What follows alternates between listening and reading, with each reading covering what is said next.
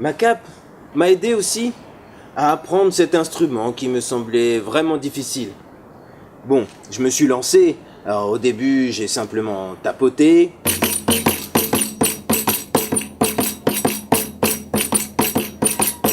Ensuite, j'ai travaillé.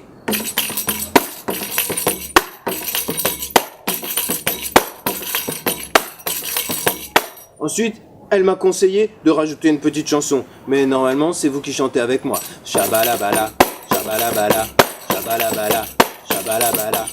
Et puis elle m'a demandé de rajouter un petit cri qui fait bien rigoler tout le monde. Alors j'ai rajouté shabalabala, hey shabalabala, ouh shabalabala, hey shabalabala, ouh shabalabala, hey shabalabala, hey.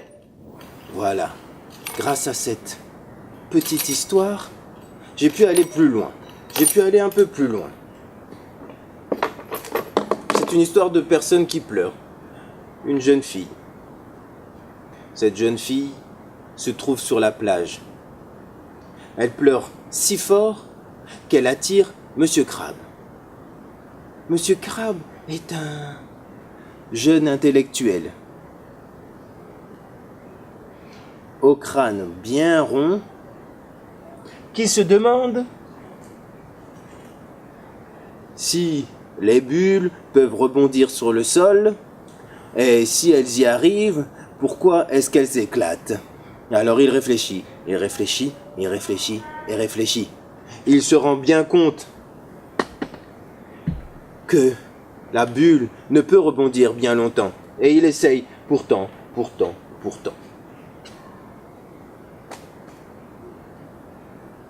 Il entend les pleurs de cette jeune fille, s'avance et se présente. « Bonjour, je suis Monsieur Crabe, intellectuel. » La fille crie « Mais quelle horreur !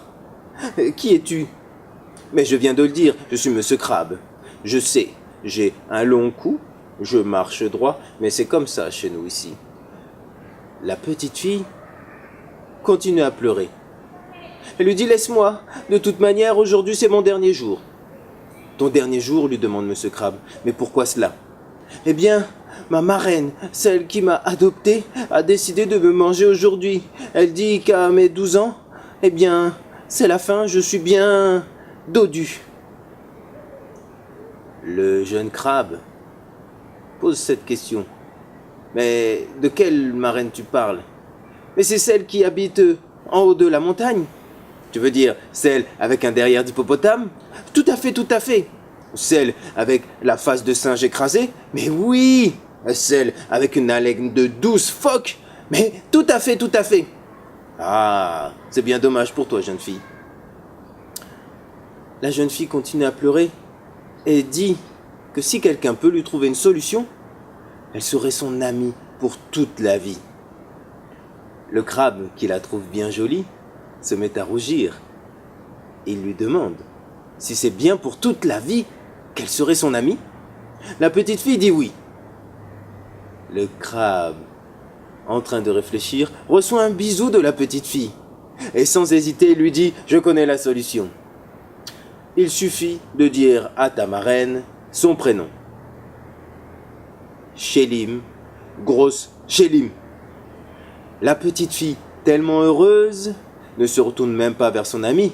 Elle s'en va en courant et en lui envoyant du sable dans les yeux. Elle arrive dans la maison de sa marraine, ouvre la porte et croise les bras. Sa marraine s'étonne et lui demande ce qu'elle fait là, sans petit bois pour chauffer la marmite. La petite fille lui répond qu'elle n'a pas envie.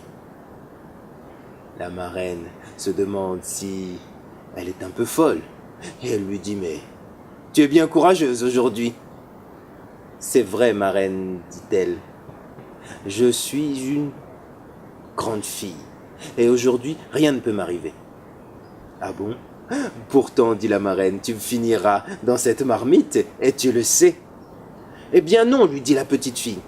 Aujourd'hui, c'est toi qui finiras dans la marmite. » La marraine s'énerve et lui dit à cette petite qu'elle doit se taire, ou sinon c'est maintenant qu'elle finira à manger.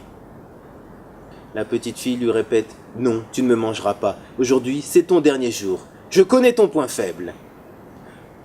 Mon point faible, dit la marraine. Eh bien, dis-le, et nous verrons. Et la petite fille crie très fort, Chélim, grosse Chélim. Et la géante, la marraine, commence à grossir, a le cœur qui palpite bien fort, et la voici qui grandit, grandit, grandit. Dans sa douleur, elle crie, ma fille, qui t'a donné la réponse? Dis-le-moi. C'est le crabe, au bord de la plage. La marraine avance, elle court et elle fonce vers cette plage et vers le crabe qui ne sait pas ce qui va lui arriver.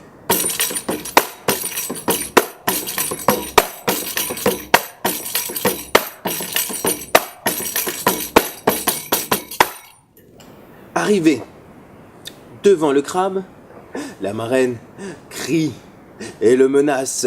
C'est toi qui as révélé mon secret. Je vais complètement Elle n'a même pas eu le temps de finir sa phrase qu'elle tombe raide sur le crabe, qui n'y voit plus rien. Il essaie de s'en sortir et le voilà qui marche de côté. La tête est complètement rentrée. Ça y est, il n'est plus comme avant, il n'est plus grand, il n'est plus droit, il n'est plus digne. Et c'est à partir de ce jour-là qu'il a passé le message à tous les crabes. Lorsqu'il voit une petite fille pleurer sur la plage, il s'enfonce profondément dans le sable et ne ressortent presque jamais. Figidi figida, cette histoire s'arrête là.